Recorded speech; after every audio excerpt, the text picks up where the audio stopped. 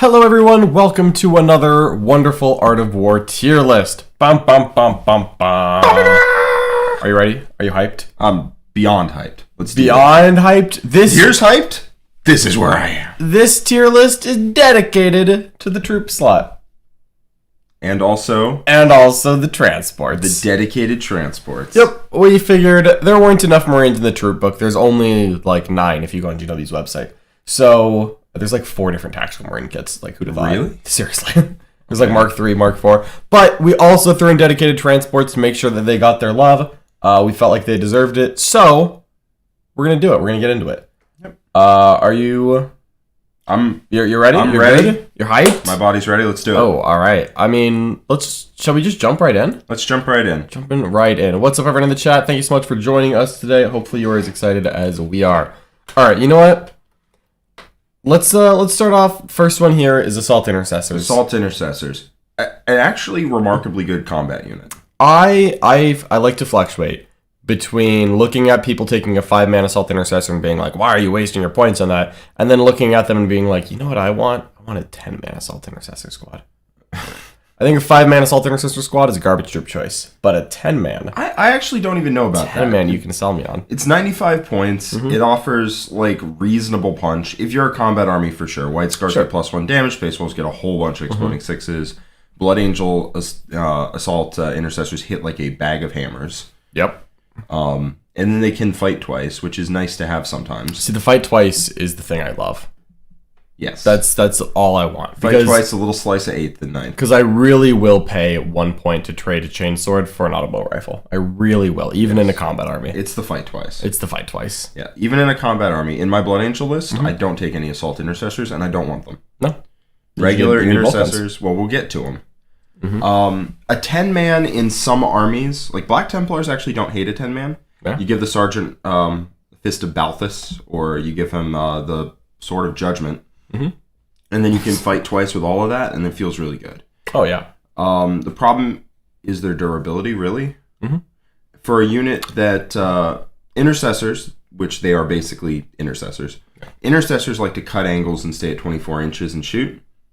Assault Intercessors like to try and get up the board. And that's the part where they just disappear into red mist. That's where they die. I mean, you can just leave them in your deployment zone and be like, I'm just going to wait and save this unit for the next person to step up. Yeah. And then you go make an introduction. They're not bad at that. No, I think that they are perfectly fine. I think they're perfectly fine. Yeah. I'm gonna go with perfectly average for the Assault Intercessor. They're not bad. They don't need like sweeping changes. They've got some cool utility in several chapters. I don't mind them in Salamanders or Emperor Spears, where you can pop a +1 to wound. Blood Angels, where you get it inbuilt and you just get a bazillion attacks. Yep. They get like 5 apiece, I think. It's too many. Yeah. It's... Yeah. 2 base, Chain Sword, Shock Assault, Savage Echoes. That ain't 0. Yep. And fighting twice is super clutch. Marines right now, we value the double shoot really highly. Yeah. Because we think that Marines need more activations. This is the second way to get it. Yeah, we'll get to that when we get to Intercessors. But second activations, very nice. Yeah. Perfect. Especially squeezing damage out of your troop slot. This is something you're going to find a lot in this review, is that the troops don't tend to do very much. Yeah. You have to take them because you don't want to start with 2 CP. You do not. You definitely don't. Nope. And they are OBSEC and like their bodies and like whatever. I'm not against They've got value. They've got value. But you don't get a lot out of them. You need to get as much as you can. Exactly. You can't afford with the Marines to just have dead points. Yeah. Because the rest of your army is too expensive to just have a bunch of dead points and feel good about it. Let's move to a choice we actually haven't explored at all, really. We have not put this on the stream yet. And I think that could be a mistake. Do we even have the models? We have 20. Unbuilt, unpainted. All new on sprue. All new on sprue. We are talking about heavy Intercessors, because I promise every other Marine troop we've got painted. Yes. Yeah. Usually more than you can physically run. But heavy Intercessors are very interesting. They are. I really want to love them. They're 28 points a model. Yeah. So you're looking at 8 more than a normal Intercessor, but you do get things for that. Your gun is traditionally +1 strength and a little longer range. Yes. And you get a point of toughness and you get a point of wound. I don't hate any of that. I can't ask for that to be free. And you get Gravis. Yeah, you get the Gravis keyword. Which against damage 1 lets you have +1 to your save. Adorable, really. Very nice. Yeah. Yeah, I mean, they're durable. They are OBSEC. The problem is their points increase does not come with like it's not in the right dimension. Yeah, it doesn't. They don't get any more like lethality, really. No. A couple things. One, they can't double shoot. Yep. They just don't have the right keywords. Even though they are a heavy intercessor, they're not an intercessor, so they don't get to double shoot. And their guns are better, but they're not a lot better. Really, what you're paying for is a chunky unit. And some armies do want that. I think that they can have play when we get certain metas where, with -1 damage on a little bit of a spiral, maybe we'll see an increase in damage too. And at that point, maybe I'll be more willing to paint up some of these heavy intercessors. They are a little expensive. I mean, like, if you were to ask me, like, how many points would you want to increase an intercessor by for +1 strength on your gun, +1 toughness, +1 wound? I'd probably say, like, 6 to 8 sounds fair. It's just that I don't think I want a chunkier intercessor half the time. Because, like, Marines in cover are already kind of resilient to little stuff. And they already die to big stuff. Yeah. And I don't think the heavy intercessor, other than, like, the break point of damage too, still dies to big shots the exact same. Yep. Meltas and lance weapons and all the D3+3 kills them exactly the same. And then, like, against small arms fire, they are more durable, but that wasn't the initial problem. Yeah. The thing in Space Marines is this troop slot is a tax to unlock the rest of your stuff. Yeah. And paying more in taxes is not usually something you're looking to do. Yeah. Like, I don't want to spend extra 40 points over an intercessor squad to make them chunkier. I want to spend those 40 points elsewhere in the list because that's where the good stuff is. Yeah, Marines, I think, inherent problem right now is that their output is not matching up with the rest of the game, and they're not tough enough to just tank it and keep swinging the way Custodians do. So then I think not spending the points on tougher troops, not output, I don't think helps. Because they're still not tanky enough to just, like, Custodians your way through things. Right. You can't just rock up in front of your opponent's army and be... What? Yeah, no, we're just not gold enough for that. Yeah. Black Templar heavy intercessors is actually a very good idea. Like, it potentially could be. Get that invul in there. Same thing with Death Watch. Death Watch have a bunch of special rules that make them basically mandatory if you want to run good units. I think... The Death Watch kill team army for now. You are required to run them if you want to run any Gravis armor stuff. Yep. I think Death Watch actually takes them to strong. Maybe even tournament staples. I think everywhere else they are a flawed choice. I think they're a flawed choice everywhere else. I think Black Templars, they're strong in most lists. I could see Templars. I could see a strong argument for them in Templars and Death Watch. Everything else, every other chapter, it's flawed choice. I think so. They don't need to cross the Rubicon nerd. They're not that bad. No, they're not. They're fine. They're fine. But I think they are a flawed choice unless they are... They're not a strong choice unless you're Black Templars, Salamanders, potentially. I don't even know if Salamanders really want them. Black Templars, you can make them really you can make them really tough. Really tough. And then Death Watch potentially wants them. I think their strong choice is there, but flawed choice everywhere else. And I think we're reading the basic. Flawed choice. Yeah. Sheet. Poor Imperial Fists never mentioned. You're right. They will never be mentioned Never again. This is it for the video. That's it. Done. No more of that.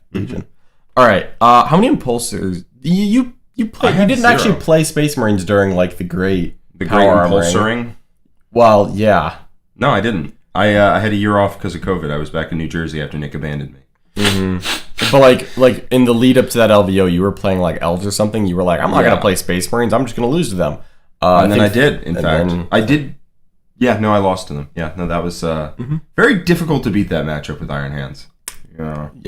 No, that ain't it, fam. Impulsors though, 20 shots. I love the Impulsor kit. They shoot hard. I love the model. I don't care that it looks stupid. That makes it better. I love everything about it except for the change from the 8th edition book to the 9th edition book, where it lost all of the rules that made it cool. The -2 charge. The fly. Oh, that's right. Every time I see one of these skimmers, I'm like, it's fly right now. Yeah, its invuln got worse. It lost fly. It lost -2 to charge, and it went up in points. And I was like, okay, chief. I think it is cool in concept, but I don't think it's cool in reality. No. I don't think you're ever really going to spend 110 to 125 points to put... It's the same problem as heavy intercessors. It really is. I don't want to spend more points on my troops. I don't want to do it. Yeah. And they only hold a 6-man squad. Yeah. So you can't get Gravis in there. So if you're using Gravis infantry, which is a lot of the non-troops, you can't put it in there. You can't take jump packs and no suppressors. You can basically put troops, Hellblasters, and Eliminators in the Impulsor. You can put Blade Guard in You can put Blade Guard, but they can't take advantage of any of the tricks because Get Out and Shoot doesn't help Blade Guard that much. Yeah. Because there's no universe in any chapter, especially the green ones, where you can get out of an Impulsor after it moves in charge. You cannot do it. Yeah, I agree. Nope, it's not an agreement. This is no. I'm on board. Yeah, you don't live in Texas, you don't get to do it.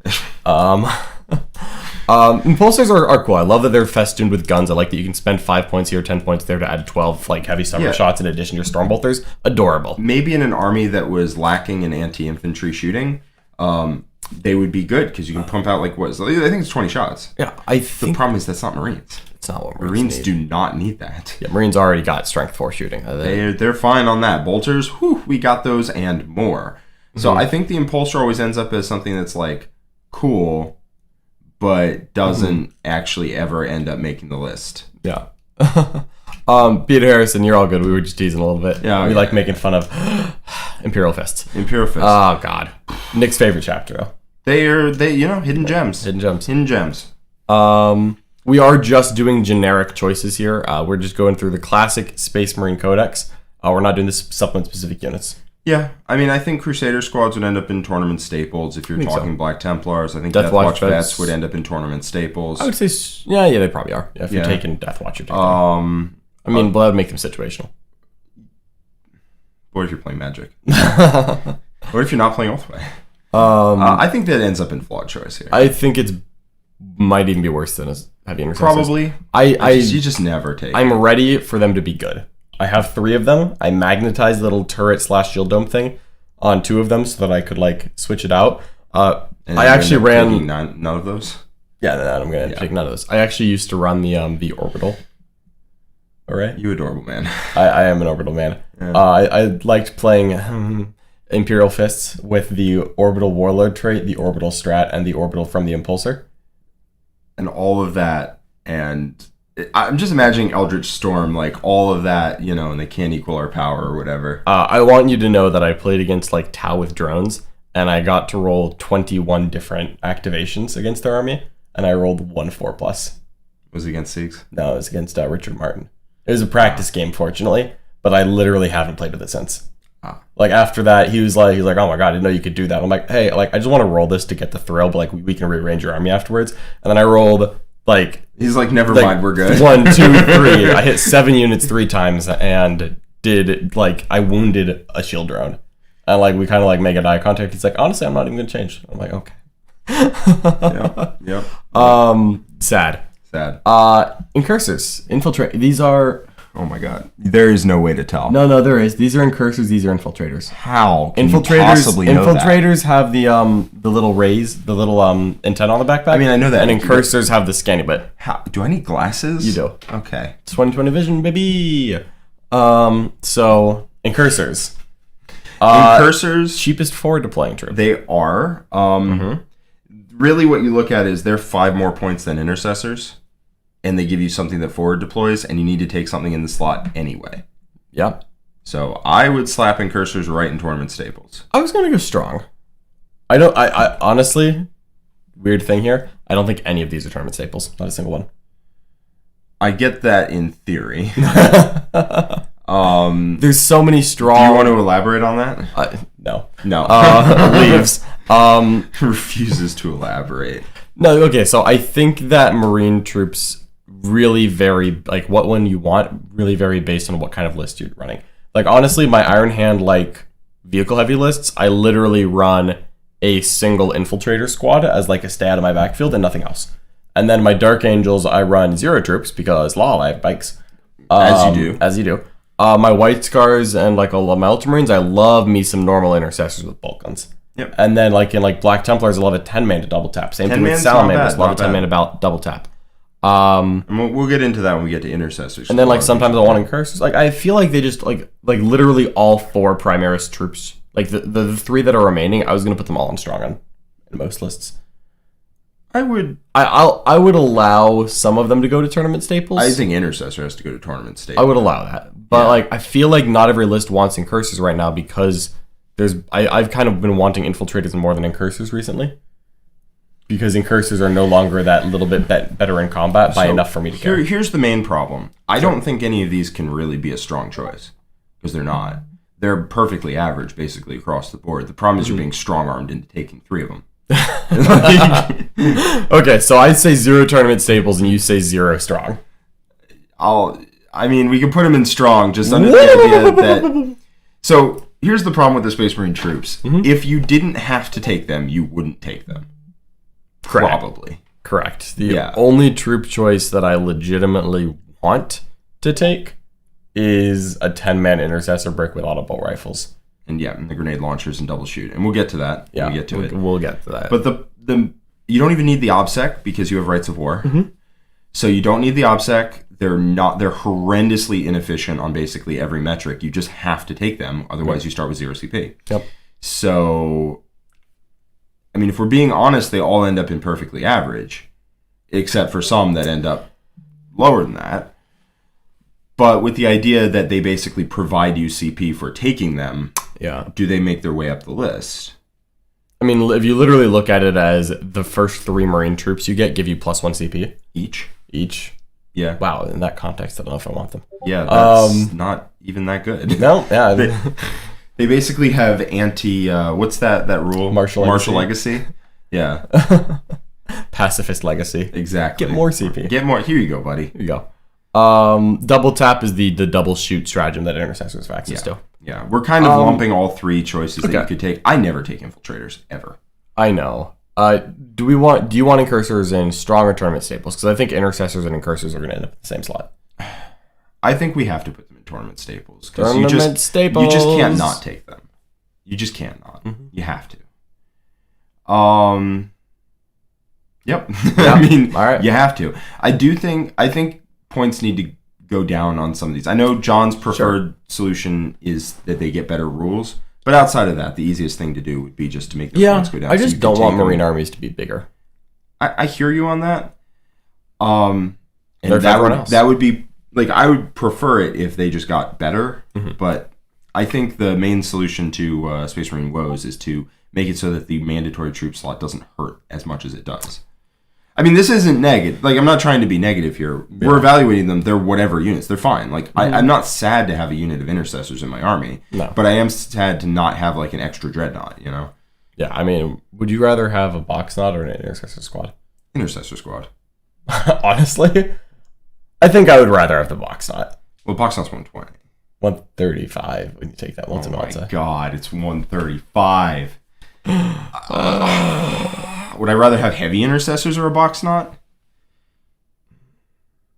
Yeah. Heavy Intercessors, I think. Yeah. Infiltrators. Infiltrators, I think, are perfectly average. Yeah, I'd agree with that. I think that they are a little bit... Let's put them ahead of Assault Intercessors. Maybe. Yeah. I think that they do have some value as like your only troop choice because there is a lot of peace of mind associated with you can't come near me. I get that, but it's not peace of mind I'm willing to spend 15 to 20 extra points per unit on. I really don't mind it, especially in like your patrol and Spearhead, Outrider, Vanguard list that isn't investing in buffing troops at all. I kind of like them better than Intercessors if you're not taking those buffs. I will say, at the GW Open finale, I played against Cannon's GSC with a list that they provided for me. Like, they made a Blood Angel list, and they was like, you run this. Mm-hmm. And it had, like, 3 units of Infiltrators in it. And why? I do not know. They, like, actually, like, they were like, we're going to choose both of your lists. Okay. They picked our lists, and they picked who we were playing first round. They told me to run 3 units of Infiltrators, and they paired me into old GSC. And trust me, buddy, Cannon did not have fun. Did you feel strong? I felt very strong. I just waited a couple turns. He couldn't do anything, and then I was like, all right, now we push. Yeah, that's rough, buddy. Yeah. So they are cool there. They are very cool there. I know Brad loves them. Brad loves Infiltrators. I like one because I hate it when people drop on my backfield after I've moved forward, and I don't want that. So getting that guaranteed, it will take you 1 turn to get here. Also, as we get more like good reserve charges, we've got Gene Slurcult came into the meta, Miracle Ice and Eldar Miracle Ice, which are just better. Pretty good. They're pretty good. Like we're starting to get a couple more. Like I can like totally charge you from reserve kind of units. That is also Genestealer Cult's way of charging is they just show up 8 inches away. Yeah. Which is like, it doesn't work. You show up the same as everyone else against infiltrators. Yep. I like infiltrators in that I think Marine armies don't have enough units to, 1, take an unnecessary punch just for the sake of getting to punch people back. 2, they don't have enough units to turn around and divert to their backfield when it gets threatened. It's true. I don't want people to come touch my backfield. I want to have that on lock and not think about it. I agree with that. Actually, I could see infiltrators being good. Here's the thing. I think most of the troop choices are in a band about like that big, and whatever's at the top is just like going to get selected and like goes up into tournament staples, even though it's barely better than infiltrators. That's true. Yeah, like I think Incursors and Intercessors are barely better than infiltrators. But like if you're building the right kind of list, I can totally put them in right now. Okay, you want to move on to strong? Yeah. Hell yeah.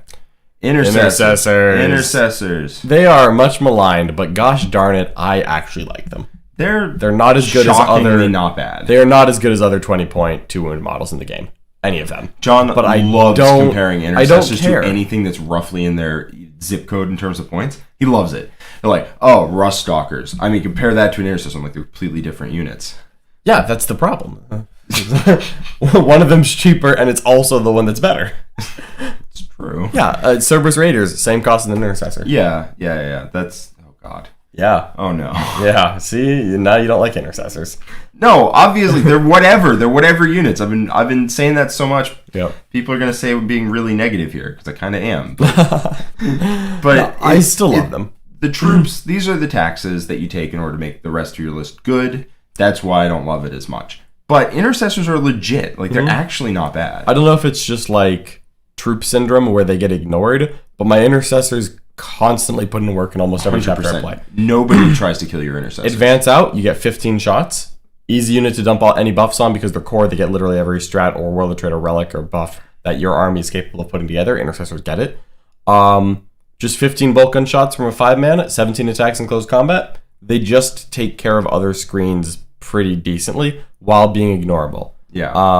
You always want the auto bolt rifles. Always want the auto I want my rifles. Troops to be advancing because I want them to get near objectives, get on objectives, and advance, and you can still shoot.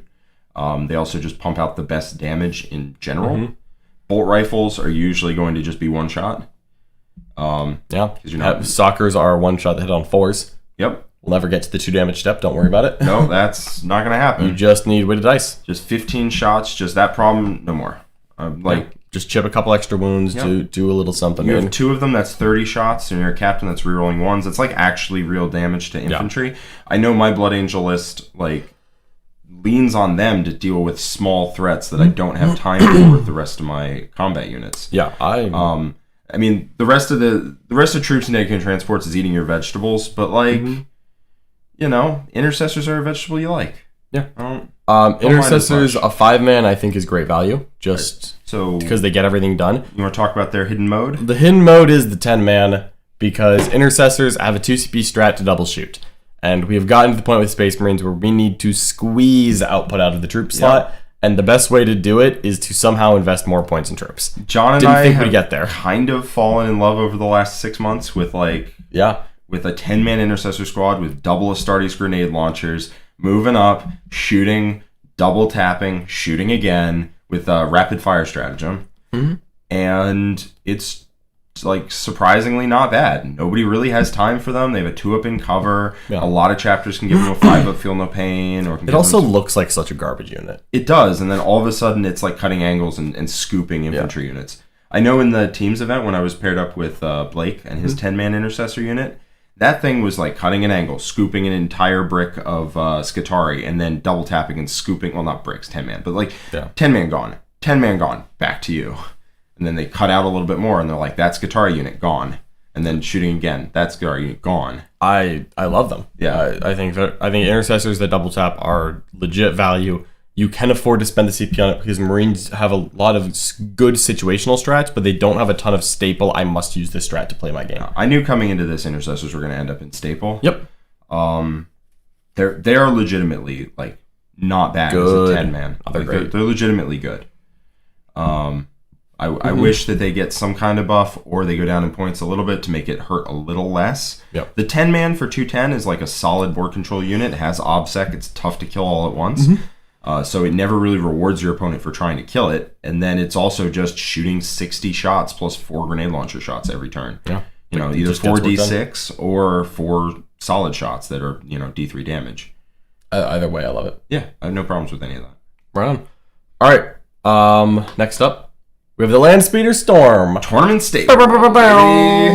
So the reason... Cheap. It's 55 points. I mean, Vipers are 40, but whatever. Nobody's counting. It's 55 points. It moves 16 inches, right? 18. Yeah. It does move faster than a Viper. Faster than a Viper. You're paying for that. That's 7 wounds. Speedy. 7 wounds at T6. Yep. It's got a heavy bolter and basically an 18-inch frag missile. It's a Cerberus missile launcher, which is an 18-inch frag missile.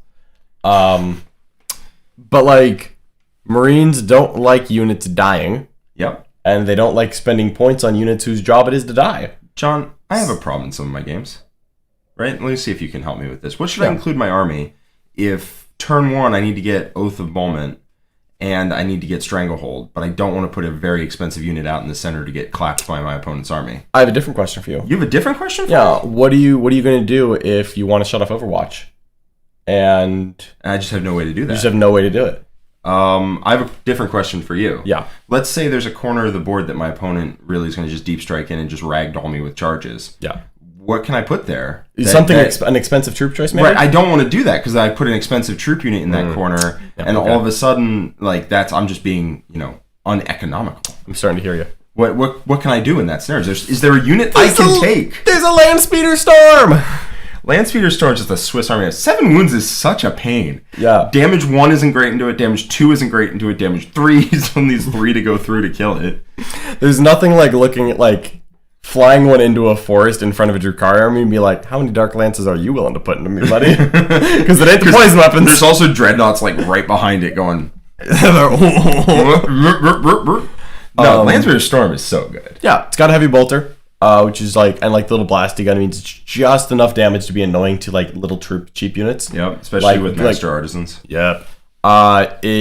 It can 1 CP shut off Overwatch for a unit within 6 inches, and it can charge and soak someone else's Overwatch. Yeah, it has the decoy launchers, the keyword.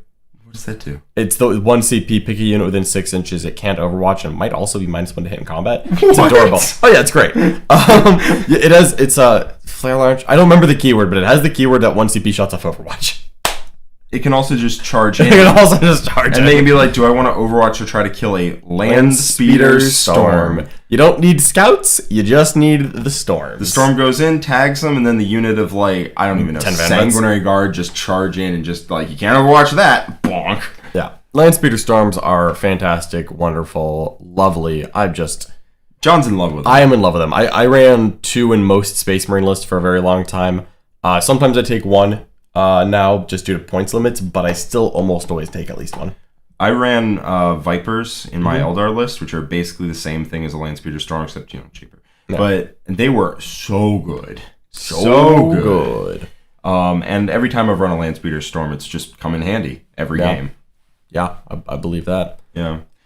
We got a donation from M1 with 5 Atom Bucks. We do 5 Atom Bucks from M1. Thank you so much. We really appreciate your support for the stream.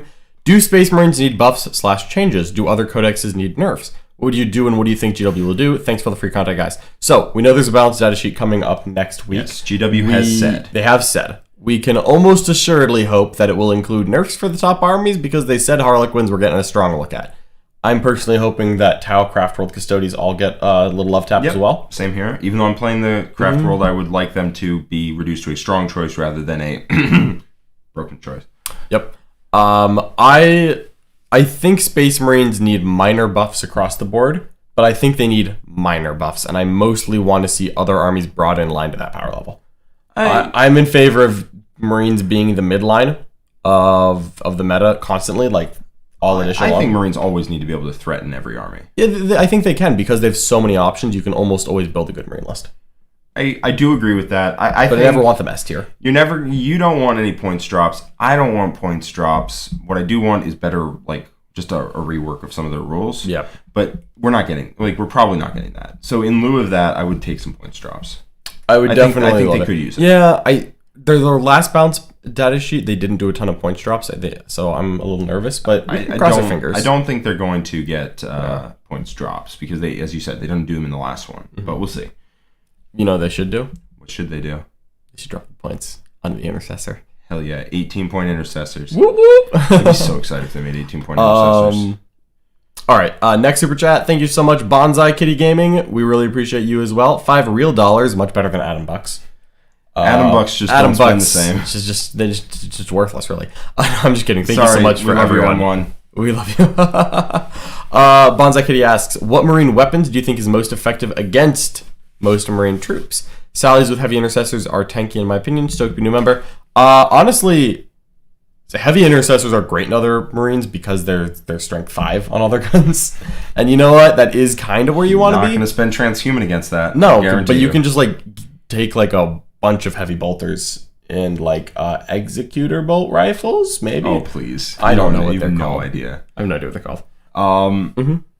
I think what you want against other marines is either AP 2 or 3 or AP 1 ignores cover, because cover is a real big problem for infantry. Yeah, if your AP 1 not ignores cover, that's just gonna bounce. Yeah, marines in cover are great against AP, dash and 1, weighted shots. They're that all day long. Not efficient into them at all. Mm-hmm.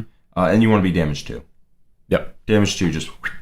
Love me those the rocket pods of Redemptors, Icarus rocket pods. Love Icarus rocket pods. Yep, they just scoop a marine or two. Love, you don't want to spam heavy bolters in general, but if you can ever sneak a couple random heavy bolters into places, just great at scooping an intercessor or 2 every time you shoot. Love doing that. Just one heavy bolter, just pink, pink, pink, pink, pink. Just one heavy bolter from a bunch of different places adds up so fast. Yep, they usually collapse pretty fast in combat, but that does require you to commit something. And go over there, yeah. Who wants to do that, right? Right on. All right, we've got some transports left. Let's do it. The humble drop pod. My absolute least favorite data sheet in the game. Drop pods have lost people more games than any other unit in the entire game. I will trade 500 points of my army for a drop pod in No Man's Land. Yeah, I will trade 100%. You can literally ask me before the game, John, if you take a 1,500 point list, I'll put a drop pod somewhere in the center. Somewhere in the center of the board. I'll be like, deal. Done. Give me that drop pod. Yep. So the reason John's saying that, for people who don't know, is if you're in combat with an opponent, if your opponent's a shooting army and you're in combat with them, they will fall back and shoot you. If you wrap them, which is you completely surround a model, they will 2CP Desperate Breakout, fall back and shoot you. Yep, it's the worst. If there's a drop pod in the center of the board, drop pods don't move. So if you tag it in combat, there is nothing they can do about it. Nothing. Not a singular thing. You don't even kill it. You might wing it, so it's down to 4 wounds or something.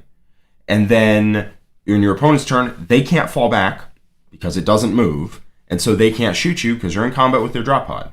Truly, the absolute darkest timeline. It's so bad for them. And then on their turn, you kill it, and you're all over them. Literally, if I'm a combat army and you're a shooting army, my entire army will be in combat with your drop pod for 1 turn. Yep. And I will make it so that only 1 model out of every unit swings, and it will be the one with the worst combat weapon.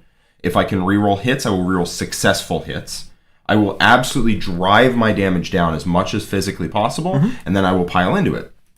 Yeah. And then on your turn, I'll kill it, and I'll jump on you. Yeah, it's the worst. It is very bad.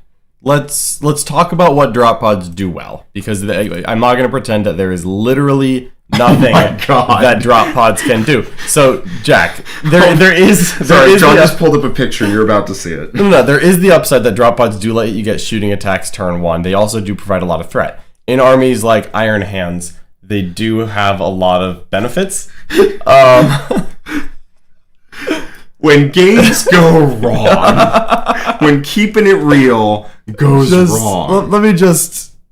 This is my favorite picture in Warhammer because this is a game I played. Oh shoot! Hold on, I got a little too big there. This is a game I played, where someone. This is my list, which was 3 Caladius tanks and 2 Orions back in the day. Yep. And someone dropped some Meltas in front of me, and they killed the Caladius. Oh no! Oh no! Oh my god! And they didn't shoot me again first game. Yep, because you just look at all those vehicles tied up in combat with that drop pod. If you look closely, you can even see Trajan Valoris an inch away to heroic and kill it in my turn, so that the entire thing can shoot. Yep. I mean, there was a game on stream back in the Brown Magic days, where Nick had a drop pod and I had my Seer Council. Look at it. It's gorgeous. Isn't it beautiful? This is your opponent regretted all of their life decisions. Yeah, I didn't regret any of this. No, clearly, like if you have to drop the drop pod completely behind your lines, otherwise a good opponent will do something horrendous with it. Because you just can't shoot anything that's in combat with it. And yeah, Trajan not in combat, ready to heroic in and pick it up in the fight phase so that all that stuff gets to shoot. Yep. But he dropped a drop pod, like all the way on the in a safe position, like on the side of the board. And my Seer Council that hits and runs and moves 3 times a turn, at the end of every one of my turns, was in combat with the drop pod. Why wouldn't you be? And then I fell back, shot. I could fall back and do a whole bunch of stuff. So like I fell back, shot, charged, moved, and then I charged back into the drop pod and fought with one guy. And then every turn I would just fall back, do the exact same thing, and then go right back into combat with the drop pod. Yeah. It's not good. It's so bad. Against anything that falls back and charges natively, White Scars will use that as their home base. Like in tag, if you guys have any like bases where you can like tag the base and you're safe. It's tag, I'm safe. It's tag, I'm safe, but with your opponent's army and a drop pod in the center of the board. Oh yeah. A lot of good players I know like the drop pod, especially in Europe. Yes. And they always say like, no, you just have to place it next to your counter assault units and it's fine. And Nick tried to tell me that. And back in the day, I got like 40 Intercessors touching a drop pod. And then I had Veterans of the Indominus Crusade. So after he didn't shoot me, I'm like, hey, for just this one turn, just this once, let's pretend I'm Ultramarines. And then I just shot him. You just fell back. Just fell back and shot the entire thing. It was great. Yeah, because you had a 1 CP, pretend you're a different chapter. No, it was a world trait. That picture of an entire custodian shooting army tied up on a drop pod in the center of the board. That'll stay with you, won't it? Honestly, if you play drop pods in your army, I want you to look at that picture and imagine that happening to you. All right, one more time. Just one more time. Just if you play drop pods, this is what you're risking every single time you drop it on the board. I'm not saying it'll happen every time, but you are risking this. Are you brave enough to risk that? No, I don't put drop pods in my army. No, okay. Because I have ruined people off of their drop pods enough time to know that I'm not about that. I'm going to go with flawed choice because it's not across the Rubicon nerd. It's not across the Rubicon nerd. It has a choice. It has upside. It has flaws. It has flaws. It has flaws. But, I mean, some of the most fun games of Warhammer ever involve your opponent having drop pod. Absolutely. As you can tell. Absolutely. Go back and watch the finals of the Iron Halo 2020. It's great. I lost a Rhino turn 1 to a drop pod. I was like, ooh, there's a Grav Rhino. Oh, no. Oh, God. I think I put, like, an Impulsor full of Blade Guard touching the drop pod. I'm just like, ready when you are, buddy. Yep. And the best part is it can't even base you, so... Oh, no. Because it can't move. Oh, no. So you just stay 1 inch away, and you're just going to pivot with your Impulsor, and then your guys get out, advance, and charge. Oh, yeah. I literally moved the Impulsor 6 inches in their combat phase, and then got to, like, do stuff. Yep. It was also great because the Impulsor was also down my screen. It is in front of my army, so you couldn't deep strike and shoot it. Or like charge it. It was the drop pod is a skill check because you have no ability to interact what it does once it hits the board. Yep. It is purely about what your opponent is creative enough to come up with. And if you play against players who aren't experienced enough to take advantage of it, you're going to be okay. But as soon as I put that thing on the board, the wheels start turning in his head, and I'm just like, I hope nothing bad comes out of that because I have no input anymore. Yeah, not bueno. Let's Let's go ahead and go with the Razorback. I think we know where this is going, right? Do you remember when free Razorbacks were like considered the most broken thing in the game? That was like only 4 or 5 years ago. Troops and transports has just become a nostalgia trip, and I'm here for it. Yeah. It needs to cross the Rubicon. Razorback needs to cross the Rubicon, nerd. It used to be a gun platform back when having a twin las cannon or a twin heavy bolter was a good gun. We're no longer at that point. No, we are not. We are not. Honestly, it's never going to cross the Rubicon, nerd. It's going to sit in this category for 10 years until GW gets rid of they sell wave 2 of squats and they get rid of Razorbacks. That's okay. It's been fun. It's been a great time. Do you have any Las Plaz Razorbacks? Do you remember those? I do remember them. I don't have any. Pity. That's fine. Rhino. Cross the Rubicon nerd. Why would you put a special weapon on top of a transport? That was alongside a las cannon. It was like a twin plasma gun and a las cannon, and that was the frickin'. It was twin linked back when that meant you didn't get any extra shots. No, yeah, you just re-roll it to hits. Yeah. Still, both of these transports, I think they need to cross the Rubicon, nerd. You know, Rhinos are better than Razorbacks. So I played twin assault cannons.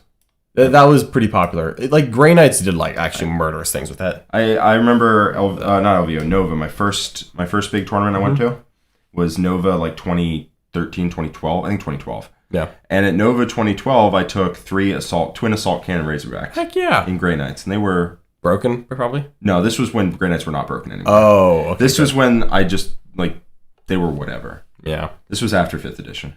Yeah. But sad Rhino noises. Cross Rubicon nerd. They can only carry manlet troops. There are no manlet troops that want to go in a Rhino. What if you took an there impulsor is actually, that could you know only what? What if you could take an impulsor that couldn't carry Primaris stuff, and in exchange for that, you got no guns? There is one thing the Rhino can do. It can carry Devastators. It can. But we're not talking about White Scars, John. But it is a tournament staple for White Scars. I know. And it is Cross the Rubicon nerd in 10 other chapters. It's not a tournament staple. All right, strong. Strong. Minimum strong. It's strong in one chapter. I actually think and in the other 40, it's in Cross the Rubicon nerd. I'm going to go flawed choice because it's so good in White Scars. Remember that time you talked smack about the Rhino? I do. Unrepentant to the end, I see. I do. I remember when you had the perfect matchup to showcase it. Mm-hmm. Yeah, I remember that. Would you take a Grav Rhino now? Yeah. Yes? I think I would. Really? I still like the Rhino a lot. Okay, so explain Grav Rhino. So this is just... Only in White Scars. Only in White Scars is this a relevant conversation we can have. White Scars have a strat to 1 CP, get out of a transport after it moves or advances, and you can shoot but not charge with the unit that gets out. And anyone who's inside can get out. So if you have 2 squads, they can both get out. White Scars also have a strat to double move a unit, but that unit cannot shoot or charge. So all you need to do is advance your Rhino, then spend 2 CP, and then it just doubles whatever it just did. So if you Rhino moves 12, let's say you roll a 3 or 4 on the advance. So you go 17, 18 inches. You spend 2 speed and you go another 17, 18 inches. And you're now looking at like a solid like 34, 36 inches of movement here. Yep. And then you spend a CP and the Devastator squad inside gets out 3. Well, it's the movement phase, so they might as well move in advance as well. So now you've gone 30, let's call it 39 inches. And then you're going to move 6. So now you're looking at 45 inches. You might as well advance. So let's say you get up to like 48 inches-ish on this dev squad from where it started.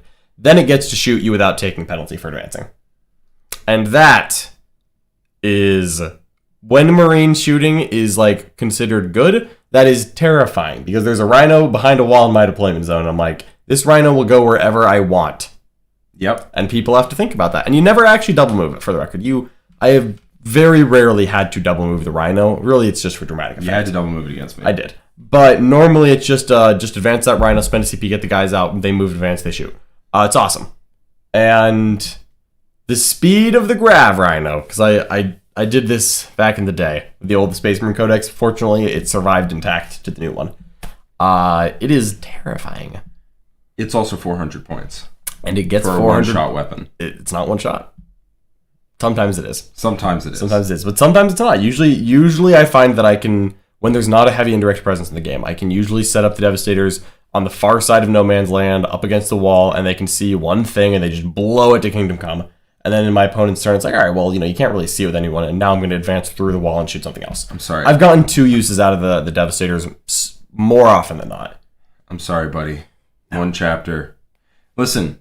I'll leave it in flawed, because it's not perfect, but it is not a pure cross Rubicon nerd, because there are competitive lists that can do it. Grav Runner won a major. Yet heavy intercessors are in flawed choice. Even though Deathwatch and Black Templars make them strong. Yeah, that leaves them as flawed choice as well. They're not cross the Rubicon. They would be cross the Rubicon. They certainly wouldn't. We've got a $5 Australian dollar from M1. Thank you so much for that support. The dollar from down under. The dollar from down under. In a Blade Guard focused Ultramarine list, would you take Codex Discipline to get the Ultramarine banner for your Ancient? or Bolter Fusillades and Whirlwind, or a different chapter. Blade Guard focused, I would go straight to Emperor's Spears. Yes. Straight Emperor's Spears. Take Whirlwind of Rage. Instead of Bolter Fusillade, you get +1 advance and charge. So you know what? You have to buy a captain for your bolters now. That's okay. That's fine. And you get +1 to wound access and multiple ways to reroll all your hits. Yes. You still can purchase the banner of +1 attack, right? Absolutely can. You just have to pay 1 CP for it. Yep. I accept. Yeah. So there's a Ultramarines banner that gives a +1 attack aura. I would not take a Whirlwind. I don't particularly rate them. I believe that's Whirlwind of Rage. That's Whirlwind of Rage. Yeah. Yeah, absolutely. Emperor's Spears. They have a White Dwarf supplement. Yep. They're awesome. They're super, super fun. They are fun as hell. Yeah. They're like cool in all the ways. It is literally the perfect White Dwarf supplement because it is not broken in any way, but it is a very cool, relatively flavorful way to play a new chapter. If you want to run your Ultramarines in a slightly non-efficient way, here are rules to make it more efficient. Done. Yeah, I would definitely take Emperor's Spears. Emperor's Spears, Blade Guard are actually really scary. Yeah. +1 to wound first. They have 1 CP +1 to wound. That'll tear you up. It helps a lot. Yeah, for sure. Right on. All right, there's one last one. There's the Tactical Squad. Oops. We know exactly where the Tactical Squad needs to go. And that is in Across the Rubicon Nerd. That goes right across the Rubicon Nerd. For 10 more points, you buy Intercessors that do damage instead of don't, and are more durable because they have access to Transhuman. Yep. That's it. They have an extra attack as well, which really does matter. Really does. Every time I get 1 attack out of my out of Tactical Marines. So let me just tell you something. All right. So you remember Crusaders from the old Black Templar book? They were a Tactical Marine squad. Yeah. That could take double chainswords, or could take, I think, double chainsword on the sergeant, single chainsword on everyone else. So they're better than tacticals because they didn't have to take bolters. Bolters kind of suck right now. So they were better Tactical Marines. How many points do you think they cost? I mean, you know how many points they cost, but like in the old 15. Book, they cost 15. Yeah. And they were a good choice. They were not broken at all. I ran 3 units of them because they were the taxes you had to take in the troop slot, and they were fine. They were whatever. Tacticals are worse than them and are 3 more points per model. There is no shot I'm playing them. They need to go and cross the Rubicon Nerd stat. Which is weird because when they cross the Rubicon, they become Primaris. And then you just get Intercessors, which are tournament staple. So cross Rubicon and you become good. It's that easy, right? Yep. You get a better gun. Yep. You barely cost more, and you have access better to combat, and you get strats. You get way more strats. Way more strats. And you don't get to waste your points on a multi-multi, which is unfortunate because I like doing that. You love wasting points on multi-multis. But to be clear, it is wasting points. It's so fun. Our teams list had like 4 tactical squads with the solo multi-multi. Oh my god, so terrible, but so good. It was so atrocious, but it was very fun. Yeah. All right. That was it. That's it. That was everything. That's everything. But that was only everything for the troop and dedicated transport slot. What's up next? There's fast attacks and there's heavy supports, and we'll probably put flyers and fortifications in there too. We have more tier lists coming up tomorrow. Hype. Here's what you want to do. If you enjoyed this one, first of all, thank you so much. Like, subscribe, share, all the good things. Tell your friends that you like us. And you can check out a lot more quality content like this. Dare I say, the highest quality content. Oh, the tippity top. The Art of War War Room. You can find that right here on YouTube, on our YouTube channel, or on our website, theartofwar40k.com. And we have more streams coming up. As a matter of fact, in a little bit over an hour, I'm going to be playing my Space Marines against Nick Nanavati. I'm going to be playing Dark Angels up against his Craft World Eldar. No problemo, says I. I think we're going to do it. Let's do it. I'm actually very excited to see that game. As am I. And tomorrow, of course, we do have more tier lists coming right up. Thank you so much for watching, everyone. We're going to send you over the promo for that very same war room. So tune in, and we'll catch you next time. Until then, bye-bye. Bye-bye. There's so many rules in 40K, hundreds of events, and constant updates. Skip the learning curve of Warhammer and join the pros. Art of War is led by multiple world champions with decades of success. We teach clinics, stream games, and inspire you to succeed at your favorite hobby. Join our global community of gamers just like you.